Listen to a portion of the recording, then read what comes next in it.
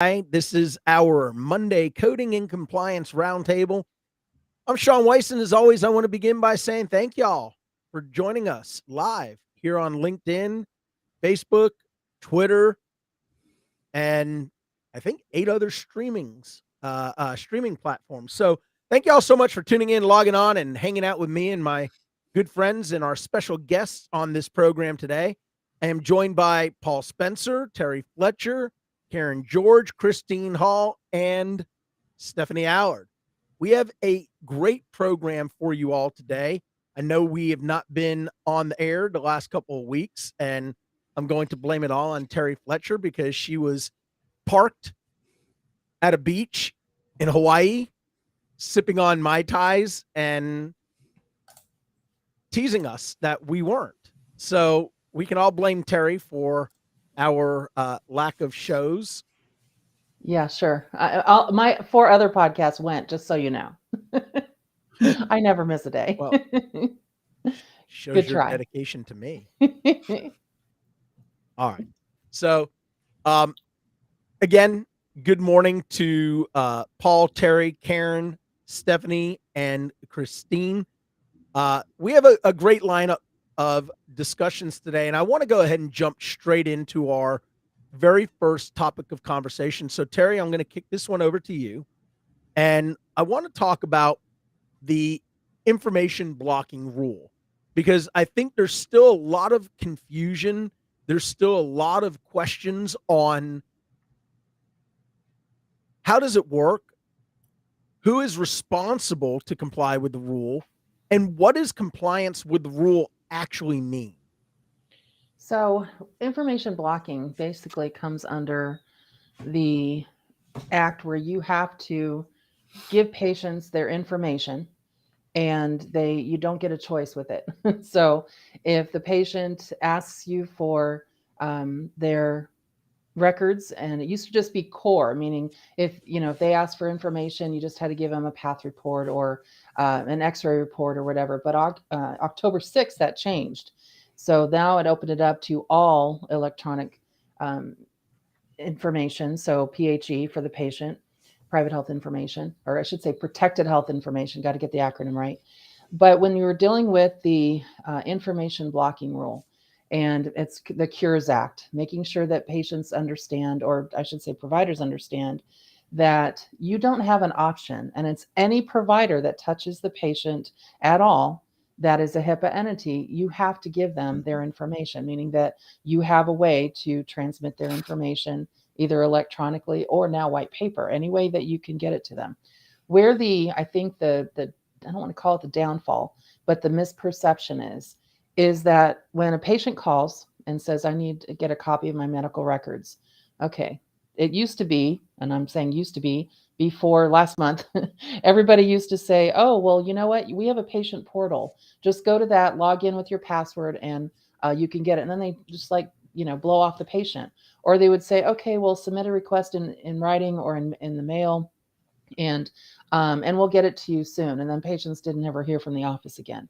You can't do that anymore. So basically, if a patient calls, make sure that you have a point person that request is sent over to. That person has to query the patient basically and say, how would you like to receive this?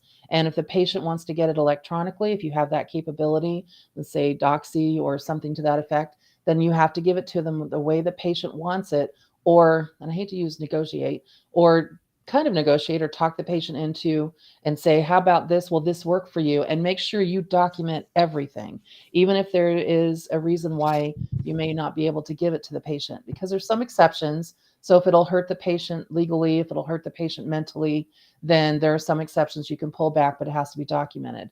But other than that, the patients are entitled to their medical records within 30 days of the request.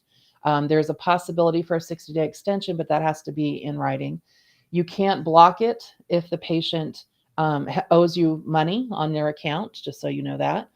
So let's say the patient still has an outstanding balance of $2,000 and they request their records. You can't say, well, as soon as you pay your bill in our office, we'll give it to you. Oh, no, no. And you will get a huge fine if you do that.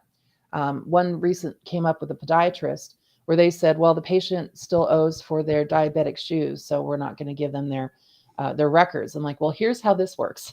You don't have to give them their shoes because that's a tangible DME item, but you do have to give them the prescription and their records that said that they were allowed to get their shoes. So there's a difference between tangible retail items versus their actual protected health information. But let's just be clear, and then I'll kind of move on from this. If a patient requests that they want to get their records, you have to give it to them. Can you charge any fees? You can charge a reasonable fee to basically reproduce it for them. You cannot charge to gather it. You cannot charge to go find it. You cannot charge to review it before you give it to them. You can charge a reasonable fee to get it to them. And they said, if you don't know what that fee is, then you can charge a flat rate of $6. It's awesome. $6.50, I think it was. So just so you know, HHS does not feel that it should be a big amount. We used to charge, I think, $35 in a lot of practices. They would have a flat amount, but now they're like, oh, you can charge $6.50. But you cannot block a patient from getting their records under any circumstances, or you will get a very large fine. So the biggest thing is don't ignore it. Make sure you have a platform to get it to them. Make sure if it's, you need a request or an ID even from the patient to make sure it's them, which you want to do that, that it's not hindering them getting their records. I thought that part was weird to me. But just don't think that you're exempt from giving them their medical records. Patients are entitled to it. I'll throw it back to you, Sean. All right, good. So I think that's a fantastic explanation of the information blocking rule. I think to summarize it, and then we'll move on to our next topic. One, if you get a request from a patient that is a reasonable request for access to their protected health information, we have to be able to grant that to them. Check your state, because each state could be a little bit different based on preemption versus what the federal government says. If it's a federal payer program, obviously we're looking at, I think, $6 to $6.50 as a flat rate. If there are some state guidelines that preempt the federal guidelines, you have the ability to follow your state guidelines. Do not refuse access to patients' protected health information or to scripts that are needed for their medical care. If the patient has an outstanding balance, you cannot block them from gaining access to their medical records. And finally, in the event that you have documentation contained inside a medical record, especially if it has to do with information that could potentially harm the patient or harm another individual who conveyed that information to you, similar to what we find in the privacy rule for HIPAA, we have a right to refuse that portion of the medical record, but we can allow the provider to create a summary of the information. But do not refuse access to protected health information unless you believe it poses a threat to the patient, to the community at large, or to another person who has provided that information to you. The last thing that I will say as a recommendation is make sure you have a policy internally in your organization. The easiest way to defend yourself, and I know we have Karen George, who is a wonderful attorney out of the state of California. I think, Karen, would you agree with me when I say the easiest and most efficient way to defend the actions of your organization is to have a policy in place that is based on not only the federal guidelines, but those specific to the state in which you practice medicine, so that if there is a question or there's a complaint that's lodged with the Better Business Bureau or with the medical board for that state, our reply is, here's our internal policy as an organization. And if you'll notice, we are state specific on our adherence to the requirements. Absolutely, Sean. I mean, I think that's the first thing that providers need to point to, because that often mitigates whatever risks are outstanding.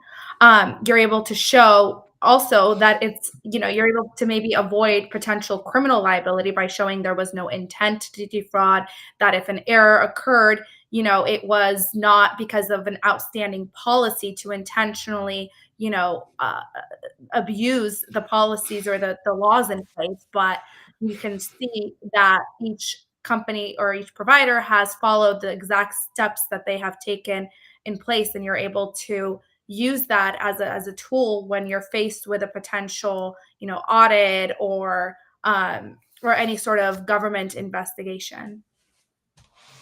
So Let me add on to that real Love that. quick. I just wanted to add Go on to ahead, something. please.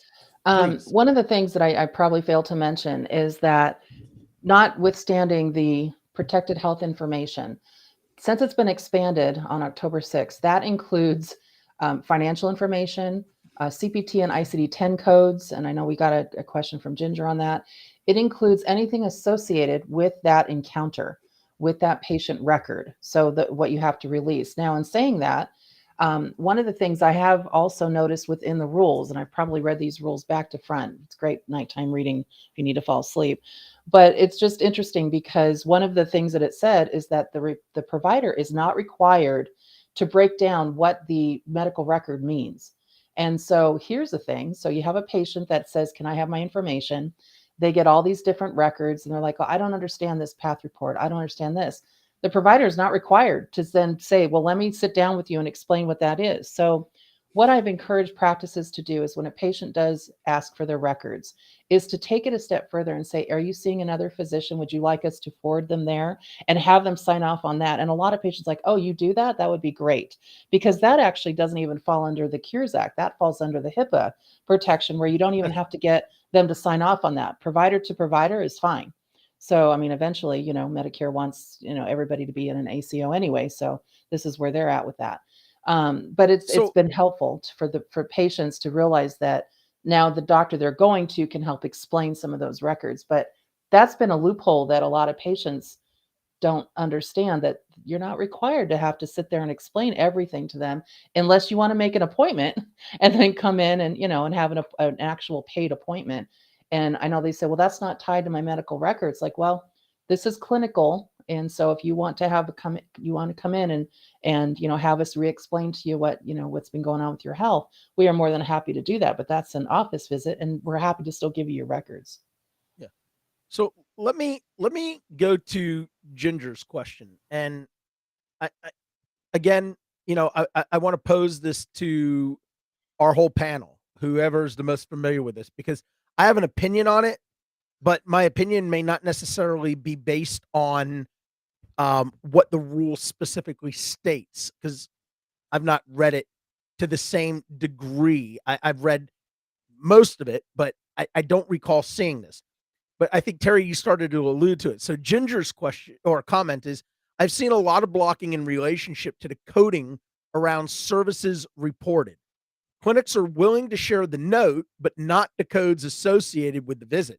So here's my position, and maybe we'll get a legal opinion on this as comfortable as you think. And again, I'm just asking for your thoughts as a legal professional from an interpretation standpoint.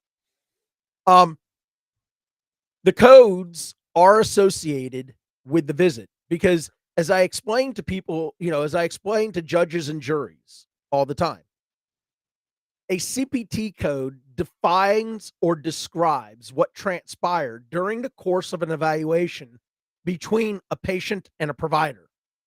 The diagnosis codes explain why we provided that service, because those establish the medical necessity criteria. So my question, I guess, Karen, first, from a legal perspective, would a patient potentially have a right to access the CPT and or diagnosis codes that were billed to an insurance company, or would a practice have the right to say, you got to wait until you get your explanation of benefits, because that's what would come from the insurance company? I see Terry shaking her head. I want to get your thought first, and then Terry, you may have some very definitive. Well, I'll tell you what. Before I put you on the spot, Karen, let me, because Terry was shaking her head, and I want to get what you're going to share with us first, Terry. I'm sorry, Karen. Let me just go to Terry real quick. Yeah, I'll throw it over to Karen in a second. Just real quickly. So prior to October 6th, you had to have what they called U.S. core data points for interoperability. And so what that was is that medical records such as, nursing notes, RT, PT, OT, billing and payment records. So that was part of it. Insurance information, clinical lab tests, imaging results, any kind of disease management notes, such as physician clinical case notes. Then October 6th happened, and the 45 CFR, I know you love this, Sean, when I do this, 45 CFR I-64.501 now talks about a designated record set. And they now included anything that basically is part of that decision about the individual specifically, including the medical records that also have not just the protected health information, but what's collected, used, disseminated, they went through and basically dissected every possible thing to have that. And the reason also is because, and I think Christine mentioned it in our chat, is that some explanation of benefits don't include CPT codes. And so patients are entitled to all of that. But Karen, I'll throw it over to you from a legal perspective. Such a great point. Go ahead, Karen, please. Yeah, and I think the point of the rule is to equip patient or to provide patients with really all medical information or all information related to their visit. So from a legal perspective and from a a statutory interpretation perspective, it makes sense that the CPT codes are also provided in addition to the medical records, because the intent again is to equip the patient with all information regarding their visit. So to limit it to a certain subset of documents as opposed to the rest, it wouldn't really fall under the intent of the act. Awesome. All right, good. I think this for a good 15 minutes, this was a wonderful segment. Let's go ahead and switch gears. And I hope our audience that's listening live, or those that are going to be listening on the replay of this or on the podcast, recognize just, how invaluable the information that comes from these subject matter experts are. And that's why we come on every Monday when Terry's available, so that we can make sure that we provide this kind of information for you. And listen, I will say this, and I don't want to take it to the extreme, but I've heard so much over the last couple of weeks about how much people enjoy one of their favorite parts is Terry and I bickering. And I just want to get it out there. We are very good friends. But let's move on. Yeah. Sometimes. So, yeah. Okay. Sean's my other brother. So, yes. That's right. So that's right. I'm your brother from another mother.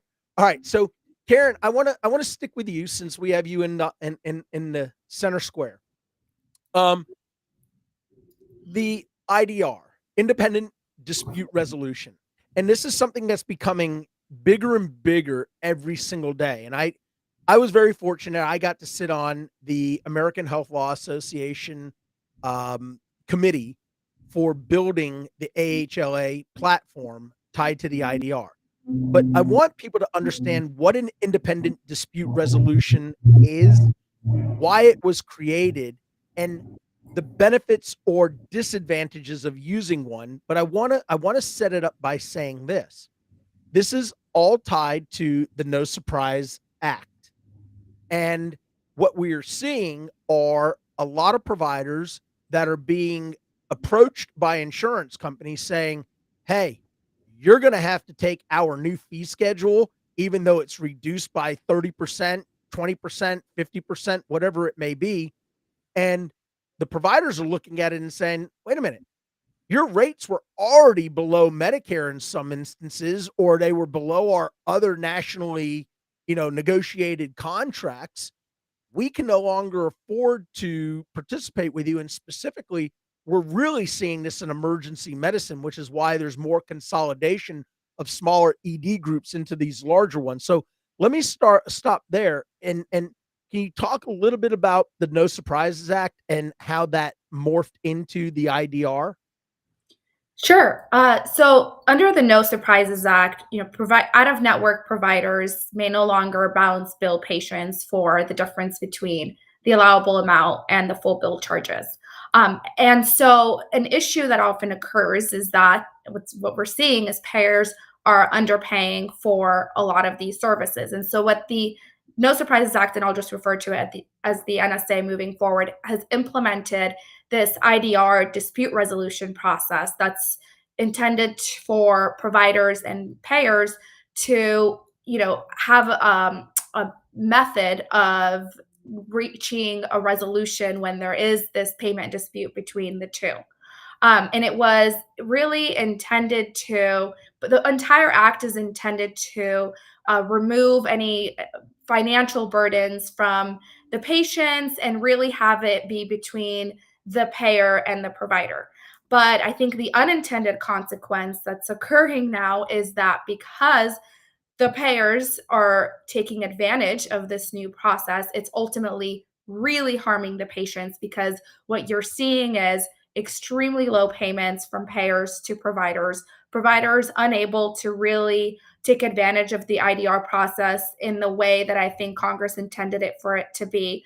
And you're having these providers getting paid at less than Medicare for all of their services, and especially emergency physicians who must render care to any patient that come in, right? They cannot opt out of that practice, are now forced to accept these rates, and a lot are having to decide whether they're going to either shut down an emergency department in its entirely will have to shut down because it cannot maintain that, or emergency physician groups, smaller groups are joining much larger groups in hopes that that will help with negotiation power with the payers. But we're seeing a lot of negative consequences fall out from that. And Sean, I think you pointed to a lot of it is payers are, consistently reducing their payments. So what we've seen is they have sent a lot of letters terminating existing contracts, because why continue paying at contracted rates if you can just unilaterally pay at a much lower rate? And the way it works is under the NSA, you have to make a payment or a notice of denial within 30 days of a clean claim. There's no definition of a clean claim under the act, but presumably it's the general notion of a clean claim. But they can make any payment within 30 days. There's no requirement for the payment amount. And then if the provider is unsatisfied with that payment, then they can do what's called an open negotiation period. So you initiate a 30-day period where you try to negotiate with the payer. Unfortunately, or as expected, payers are not responding to the open negotiation letters. You have 30 days, and then after that period ends, you have 4 days to initiate what the actual IDR process is. And that's really what they call a baseball style arbitration. So a provider puts up a number and a payer puts up a number, and the arbitrator selects one. But we have not really seen many providers even get to the IDR process because it is extremely backed up at the moment. They did not anticipate the volume of providers that were going to be using the IDR process. And I think I've seen one client who actually got through to the IDR process, and the rest are just kind of on hold waiting for their turn to come up. Paul, I know you have a comment, but hang tight for 1 second because I want to ask Karen a question. So I think one of the things that all of us would agree to on this panel, and probably those listening to us, is that there is no way the insurance companies aren't collaborating with each other to come up with rates, given how almost identical their reduced fee schedules are. Do you think at any point, I'm just asking as a thought, do you think at any point this unilateral behavior on the part of the insurance companies, and some may say it's they're conspiring, do you think at some point we could wind up seeing a class action lawsuit for violation of antitrust? Or do you think the government might intercede in an antitrust situation, given the behavior of what could possibly be considered a conspiracy against providers to financially harm them? Just a thought. Yeah, so my firm has really been trying to tackle this NSA issues and try to find ways around it. And actually, we were just retained by a hospital system to challenge the application of the IDR process to out of network emergency physicians as not the exclusive means of dispute resolutions between providers and payers, but as an option should providers choose to go down that road, they can, but to still have a method of dispute such as court, right? So just having the litigation option. We've considered the antitrust, route because I think that's a fair point. I think the rates are very similar. That it seems like there's serious conspiracy going on there.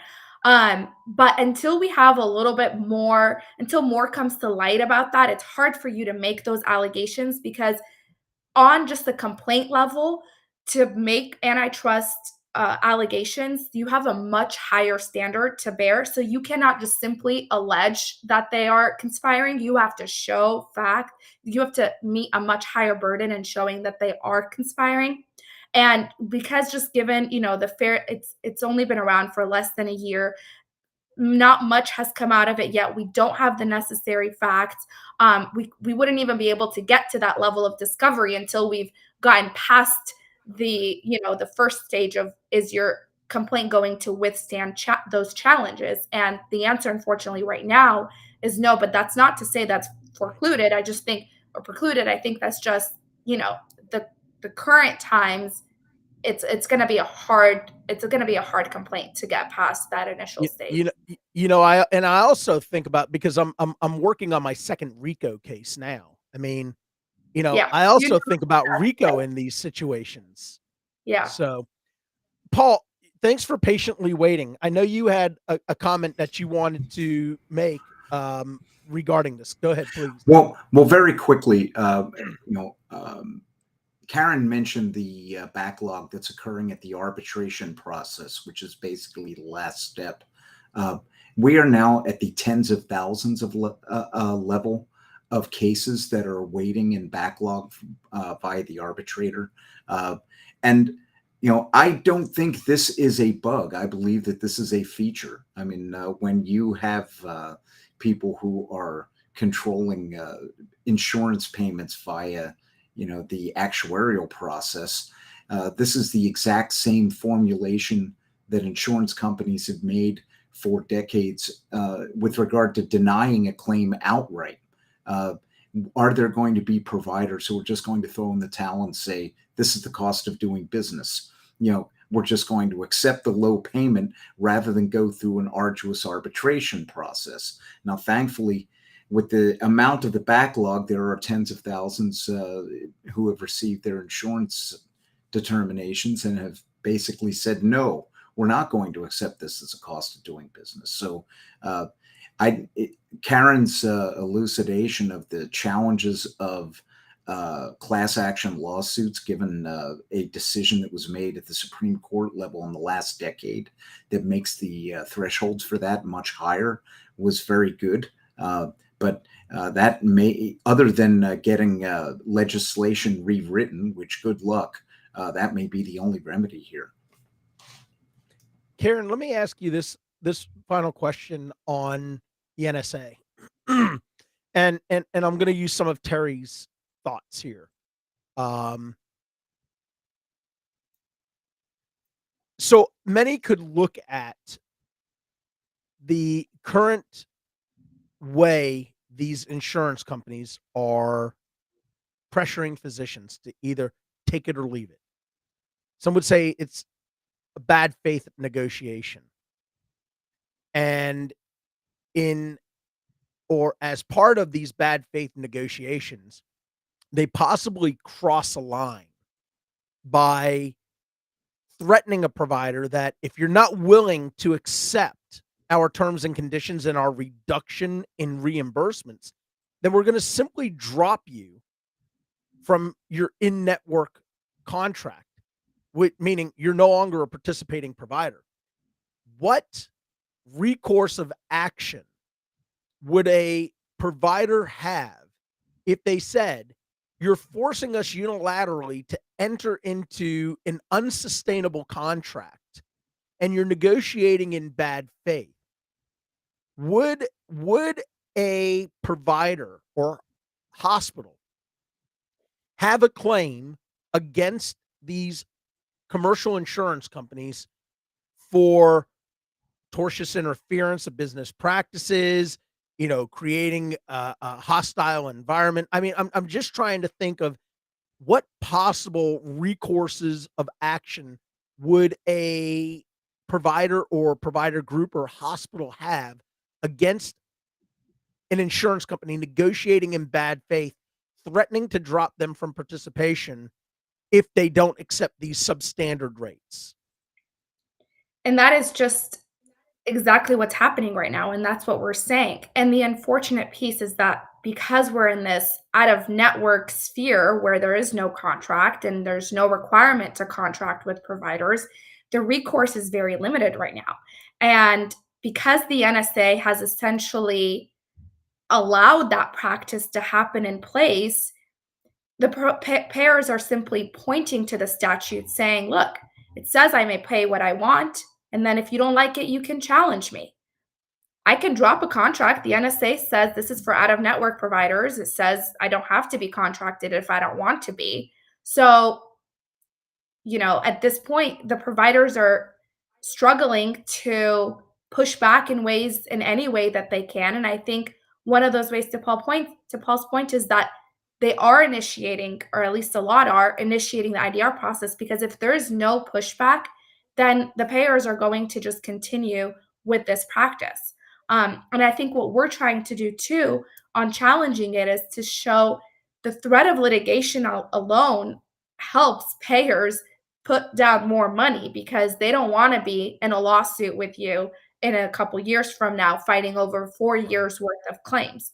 So, that's another way that we're trying to get around it, is by showing, okay, if it's there and it's not the exclusive means, there's something else that you can bring to the table when you're having the conversations with the payer and trying to enter into a reasonable agreement and say, look, and we've used that tool in the past, to enter into moving forward agreements, either as a result of a settlement of a lawsuit or to avoid a lawsuit, and to say, let's agree on this term. I'll take a cut.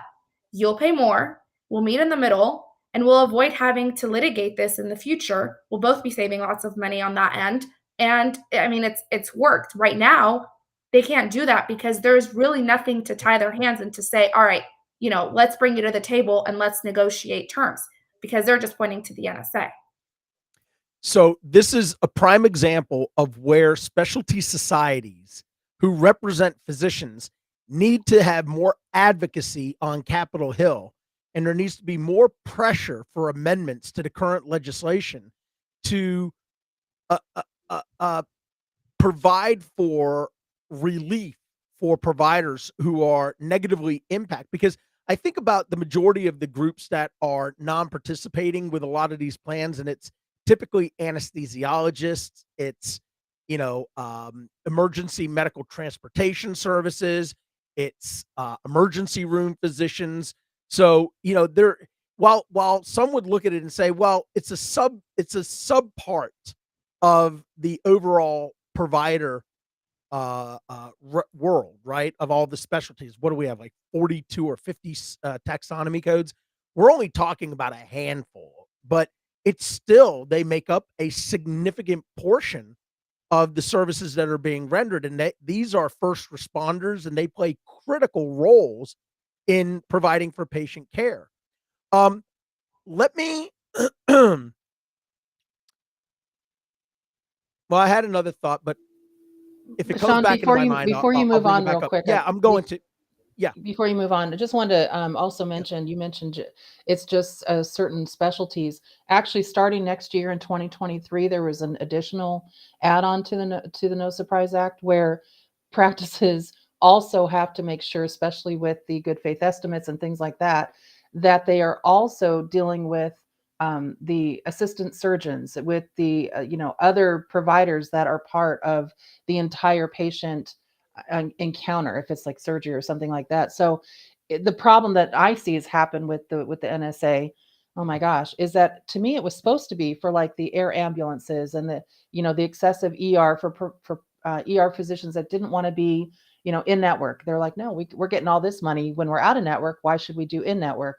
For the anesthesiologists that are like, we're on rotation. We don't have to be that.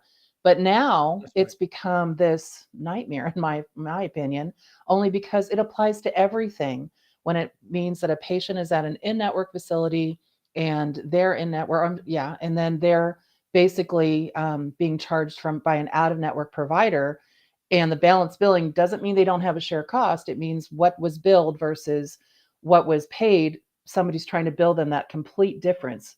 And so all I'm saying is that it's expanding beyond just the ER physicians and the the ER encounter. Now it's everything. It's actually getting out of control. And the effects are trickling down to the patients, the ones that were supposed to be protected by this act. Right. That's right. That's right. It's just, again, this is another government sponsored, half thought through process that is having a negative impact by putting patients into the middle of a dispute between a provider of care and an MBA at an insurance company who doesn't know this person from Adam and truthfully doesn't care about anything other than the bottom line, which is the profitability of the plan. Karen, thank you so much for this segment, but hang around because I'm sure we're going to have some other legal questions or thoughts that pop up. For our audience, just want to let you know that Karen George is going to be presenting a free webinar for the NSC-HBC on the IDR process for the No Surprise Act on October 26th at 11 a.m. Again, if you're not familiar with the NSC-HBC, it's a wonderful organization that several of us on here are members of. It is the National Society for Certified Healthcare Business Consultants. If you haven't checked them out, please do. Great organization. Okay, I want to go to Christine Hall. Good morning, my friend. Good morning. How are you? Good. So Christine is coming to us live from a truck stop somewhere on an interstate.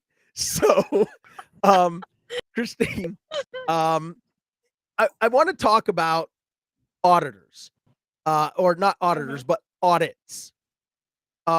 Audits with commercial payers, governmental payers, contractors, government investigatory organizations, whether it's a UPIC, whether it's a MAFUCU, whether it's OIG. I don't think anybody would argue the point right now that we have entered into a new era of auditing. It's a much more aggressive era of auditing. I think a lot of comments that have come from the Assistant Attorney General who heads the criminal division at the Department of Justice, Kevin Polite, he's been very measured, but he's also been very forward with their expectations at the DOJ for, where things are headed.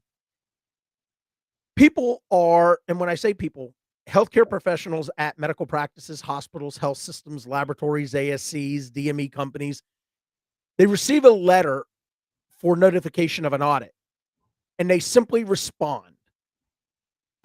What's the problem with that? The problem with that is that they don't know what they're being audited. They're not checking their LCDs, NCDs, payer policy. Are they auditing for a first fail? Are they auditing to see if a condition? A lot of these conditions need to have measures that are reported in their treatment plans, right? So they're looking for those types of things. And unless you are seeing exactly, is this a diagnosis? Is this a procedure? Is it, what are they looking for by not submitting the correct information to them? So Terry, Paul Spencer, let me come to you real quick. So you and Stephanie Allard, who are on here, are basically my right and left hand, and right and left side of my brain when it comes to preparing for a hearing, a trial, an arbitration, mediation, whatever it may be. And a lot of times we get brought in on I would say probably 75% of the time we're being brought in on the front end, but there are about 25% of the time where we're being brought in on the back end, where we're having to clean up a mess. What are some of the issues that you've recognized as an auditor, as a coder, as somebody who's been doing this kind of work now for more than 30 years? What are you seeing as some of the mistakes on behalf of these organizations in responding to these audits? And then Terry, I want to come to you because I know you have a big independent audit practice, and I want to talk about that as well.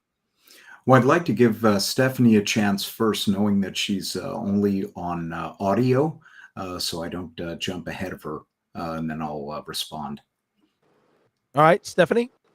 Okay, thank you, Paul. We So yeah, we just had a really ahead. interesting case this morning, so go ahead and talk about that. Yeah, so one of the things that a lot of times when the clients come forward and say, hey, we have this issue, we've got to respond to the pay. A lot of them, I would say that I've worked on with you, Sean, come forward in a lot of nothing wrong. The problem with that is there are continued patterns, really just single practices, but large organizations not doing their own due diligence within. So whatever processes they have in place, they've been following for years, and that we're working on right now, there is a specific component of code description language, and this particular organization has multiple locations, and they were not even aware that at the base AMA level, the CDN requirements built into it. So now they're headed into a UPIC. On and I are there to do some reviews ahead of time to just give them an idea, and if there are issues, being able to address that up front. But when we're in those situations, or even when I just meet with new clients for preventative, they don't understand their level of risk. It's one of those things where here there's a reason that we're all experts and consultants in this particular area. Much information that has to be paid attention to. So when you have providers just relying, or maybe even billing teams, there's a lot that has to be handled in the AR alone, trying to make sure you've dug into everything on the front side with coding. So we do find a lot of issues in this area. I do think they're preventable, but people are. Thank you, Stephanie. Go ahead. So, I've been doing some type of audit response for about 15 years. Really, I came into it when the recovery audit contractors really picked up steam and started to really increase their volume of requests. And I'm still surprised a decade and a half later, just how many offices out there don't have a streamlined process for handling correspondence. I mean, that's really the first thing. I mean, I believe that hospitals and their billing departments kind of have a good handle on it because they've had to deal with dollars that are significantly higher than a physician office with regard to the recovery audit contract process. But I shouldn't be putting out new information into the world by saying if you have anything that's marked with CMS in the upper left-hand corner, you better pay attention to it. And it's not simply just audit requests either. I see a lot of people who are ignoring comparative billing reports as well, which if that isn't a shot across your bow that you've got a problem, I don't know what is. They're basically telling you you've got a high level of utilization for a certain service as compared to your peers, both locally and nationally. We're letting you know that. I mean, it's the equivalent that I have, having grown up in South Philly, is the gentleman coming around for the collection saying the payment is late from the grocer. They're warning you as loudly as possible that you have a problem.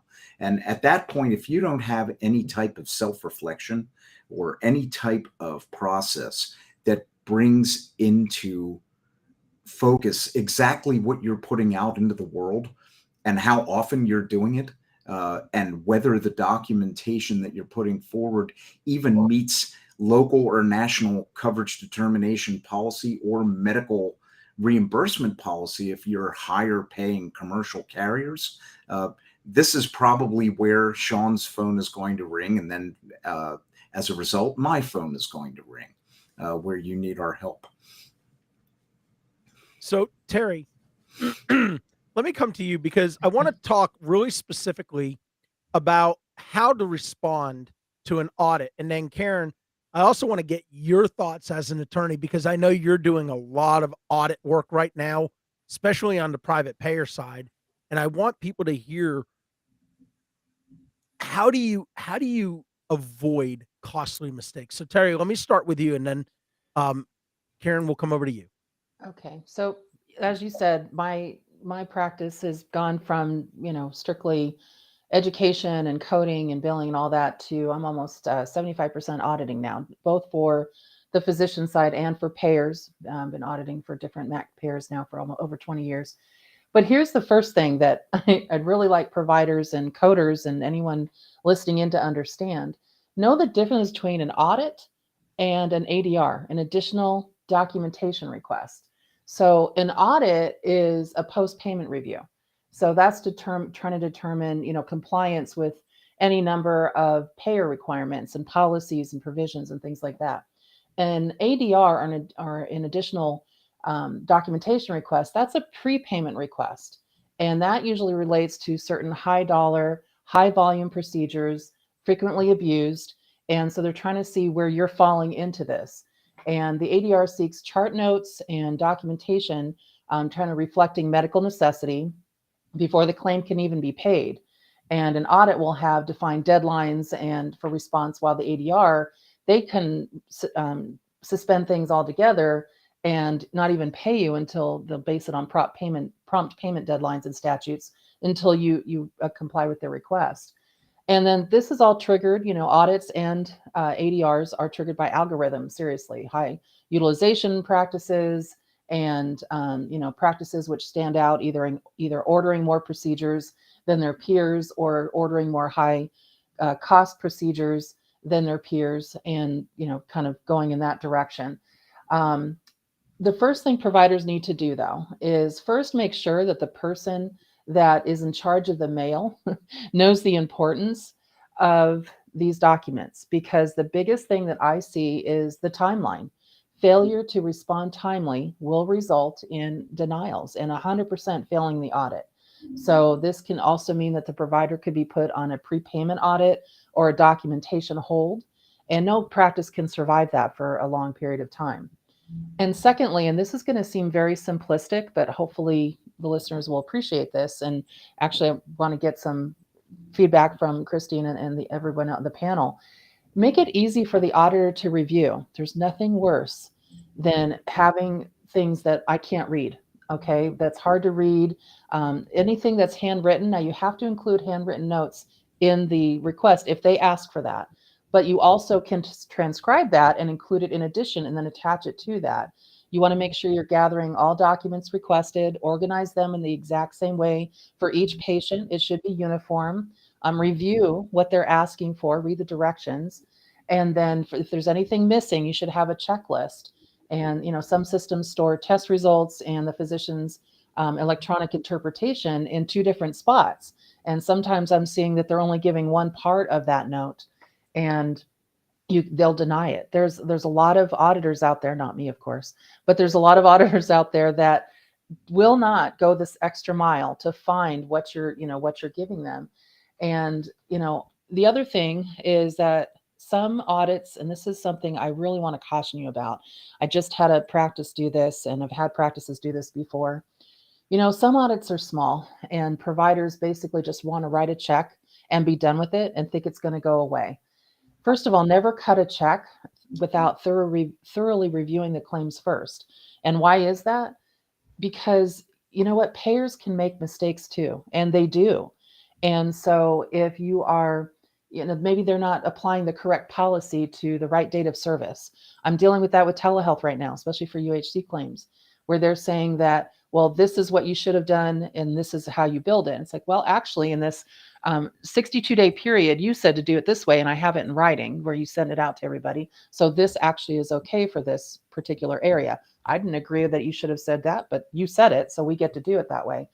Also, remember that some audit results can be extrapolated, meaning that a recoupment involving, let's say, 30 claims can sometimes be extrapolated over the universe of claims. So they kind of pull them out from everything you're doing and saying, well, here's the pattern. And also make sure that you have those payer policies. I know Sean and I have talked about that before on our Terry Tuesday segments, but it's important that you know specific timeframes when specific policy provisions and commercial plans, even government, LCDs, NCDs, whatever, we're in place, because again, the payers do get it wrong sometimes.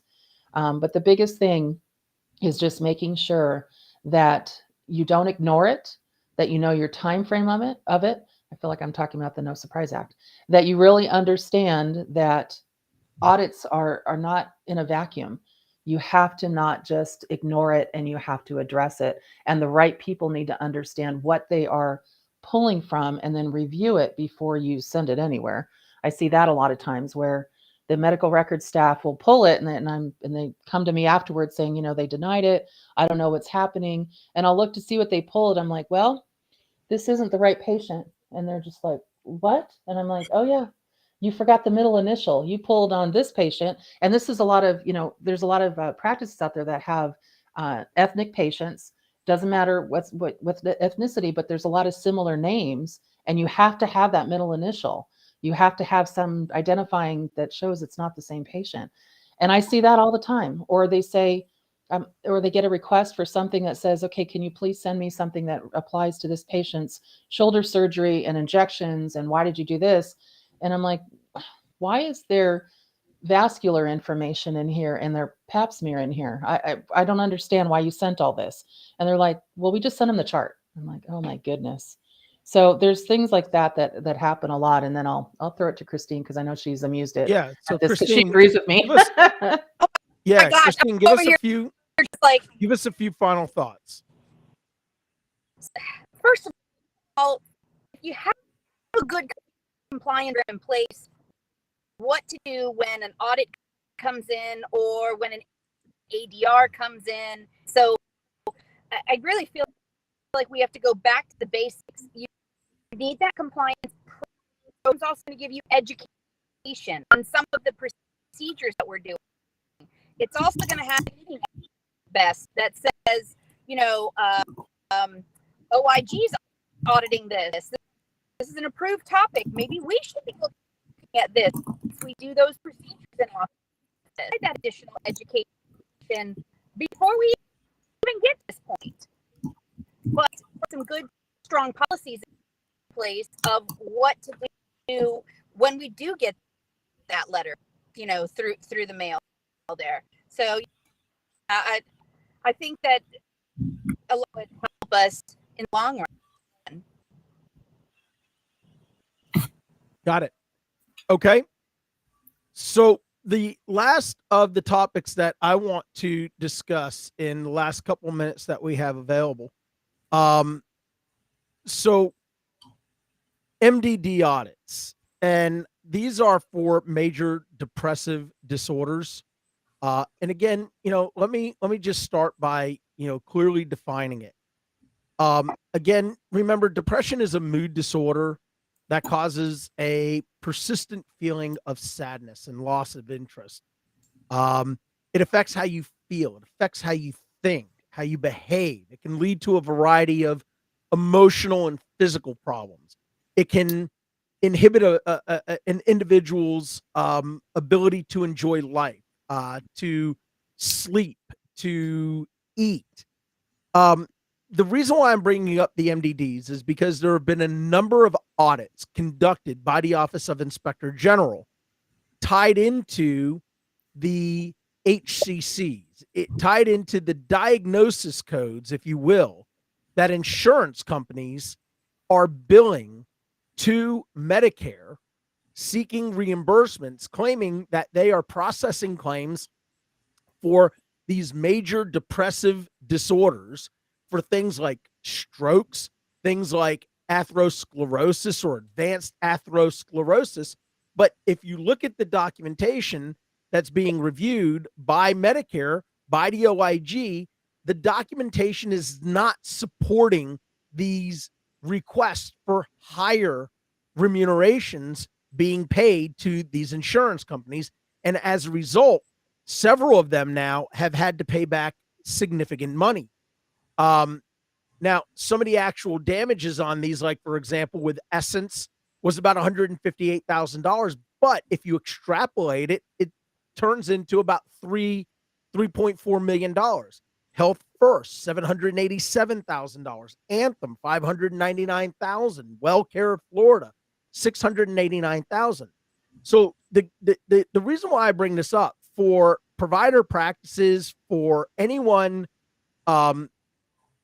providing care for patients, your documentation is critical. You have to take things to the highest level of specificity. You have to be specific with what you are diagnosing your patients with. Christine, you have a comment? Go ahead. Absolutely. So this was a theory I had many years ago. When we ICD-9, ICD-10, one of the big things that I noticed was we went from depression to these major depressive codes. And like you very nicely defined, depression has some expectations to it in documentation. It's not that the patient is taking medication, so we just slap a major depressive recurrent on it. It is some discussion of severity. It was mild, it was moderate, now it's become medication because of psychotherapy intervention, or even more list for psychotherapy. Talk about ways to improve major depressive disorder. We don't see that a lot in documentation. We simply see that, and it's been reported with what they thought was an equivalent diagnosis. Thank God this year we got our depression and OS back, our F2 report, just when it's basic and it doesn't provide that from an HCC perspective. Right. And, HCCs, I only want to talk about this for a second. And I think this is a much larger topic for maybe next week, but I also want to talk about next week the transitional changes for 2023 for evaluation and management services. But HCC audits, this is a big deal, folks. And I know they are burdensome. And the more commercial plans that you participate with that have a Medicare Part C advantage tied to it, the more requests you are going to get for HCC audits. You have to comply with these. You cannot ignore them. Even though it does not impact anything specific to you, you still have an obligation to provide that material. But if you believe that you are being overburdened based on the amount of requests that are coming in, you have a right to notify the third-party entity that, the amount they are asking for and the time frame for which they are asking for it needs to be readjusted. And I will tell you, I've had a couple where I had one third-party entity ask for 287 medical records in one quarter, and I got it down to 25 records per physician. They will negotiate with you. You just have to make sure that you are pushing back, because this is for their benefit, not yours. I do want to go back for one moment and clarify one thing on the audit and ADR process. And Terry raised a very good point. Remember that if you participate with Medicare or Medicaid under ACA from 2010, you are required. Doesn't say you should or you may. It says you are required to have a corporate compliance program if you treat any Medicare or Medicaid beneficiaries. But even commercial payers with Medicare Advantage plans, as a condition for participation, you got to have a corporate compliance program in place. And now we are seeing a lot of commercial payers requiring also that you have a compliance program in place. And the last thing that I'll leave you with, folks, because we're right at the noon hour, this is a comprehensive program. This is not just your plan. The plan doesn't tell them anything about your operations. It doesn't have anything for SOPs. You got to have a living, breathing document. This cannot be a paper plan. This has to be something that demonstrates a culture of compliance from the top down in your organization. All right, that's going to bring us to the end of our Monday Coding and Compliance Roundtable. I want to say thank you to Stephanie Allard, Karen George, Paul Spencer, Terry Fletcher, and Christine Hall, who is joining us from a truck stop somewhere in the United States. You're liking that way too much.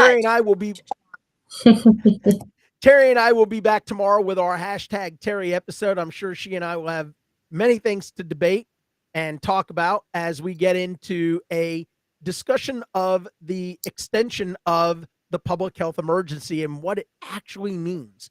So until tomorrow, be good to yourself, but more importantly, y'all be good to each other. Take care.